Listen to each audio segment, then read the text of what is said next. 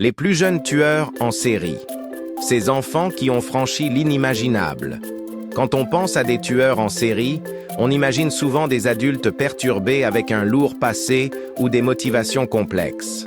Mais que se passe-t-il lorsque ces crimes atroces sont commis par des enfants?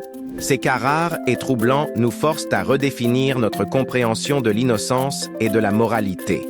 L'un des cas les plus célèbres est celui de Mary Bell, une jeune fille de 11 ans qui a horrifié le Royaume-Uni en 1968. Mary a assassiné 2 garçons de 3 et 4 ans, laissant des indices glaçants derrière elle. Ce qui rend cette affaire encore plus troublante, c'est son comportement après les meurtres.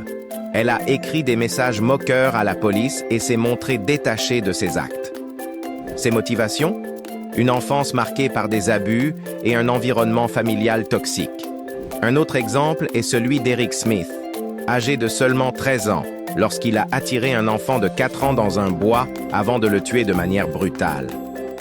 Eric avait été victime d'intimidation à l'école et portait en lui une colère refoulée qui s'est manifestée de la pire des façons.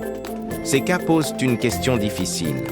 Comment la justice doit-elle traiter ces jeunes criminels?